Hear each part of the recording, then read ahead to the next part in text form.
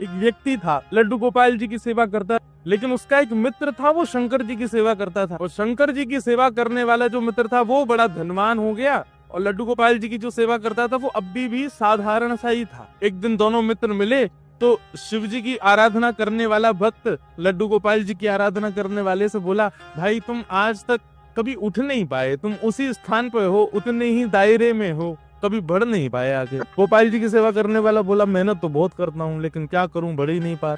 शिव आराधक ने कहा, एक काम करो, तुम अपने आराध्य बदल दो। ये तुम गोपाल जी की आराधना करते हो ना, इनकी जगह तुम शिव जी की आराधना शुरू कर दो, देखना कैसे जीवन में बदलाव आएगा। अब उस व्यक्ति ने यही किया कि गोपाल जी को ले जाकर के तो अलमारी में रख दिया, दूसरे दिन एक शंकर जी ले आया और शंकर जी का बढ़िया रुद्राभिषेक करके, त्रिपुंड लगा करके, बढ़िया ज्योत नैवेद्य आदि सब अर्पित करके, अगरबत्ती जला करके ओम नमः शिवाय का जाप करने लगा। और अब तो गोपाल जी की सेवा करता था, वो गोपाल जी मंद अंदर बैठा दिए एक अलमारी में, उनकी सेवा बंद, ओम नमः शिवाय का जाप करने लगा।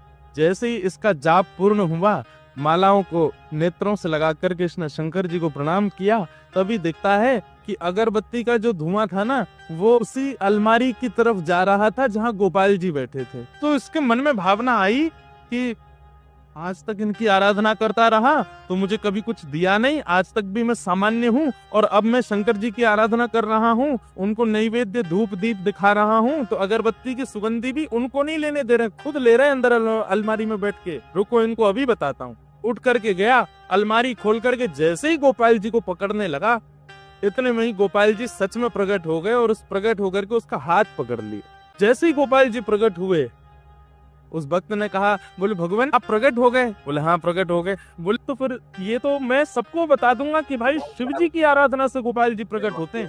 गोपाल जी बोले, नहीं भैया, हम शिव जी की आराधना से प्रकट हुए, ऐसी बात नहीं है। तुम शिवाराधना करो, सूर्य आराधना करो, चंद्र आराधना करो, किसी की भी आराधना करो, उससे हमको कोई दिक्कत नहीं है, लेकिन आज हम प्रकट किस लिए हुए ये ध्यान से सुनना। आज तक तुमने केवल हमको अष्ट धातु की एक मूर्ति समझा, तुम्हारे मन में कभी ये भावना नहीं आती थी कि इनकी आंखें भी हैं, इनकी नाक भी है, इनकी जीभ भी है, इनके कान भी हैं, इनकी त्वचा भी है, इनके हाथ पैर भी हैं। परंतु आज जब वो अगरबत्ती का धुआं सहज ही मेरी तरफ आ गया, तो तुम्हारे मन में ये भावना आई कि अगरबत्ती की सुगंधी मैं ले रहा हूँ, मतलब मैं जड़ नहीं हूँ, मैं चैतन्य हूँ। वास्तव में शिवाराधना ने मुझे प्रकट नहीं किया, तुम्हारे हृदय में जो चैतन्यता का भाव मेरे प्रति आया है, उसने मुझे प्रकट किया है। ये चैतन्य हम मानते हैं, नहीं मानते?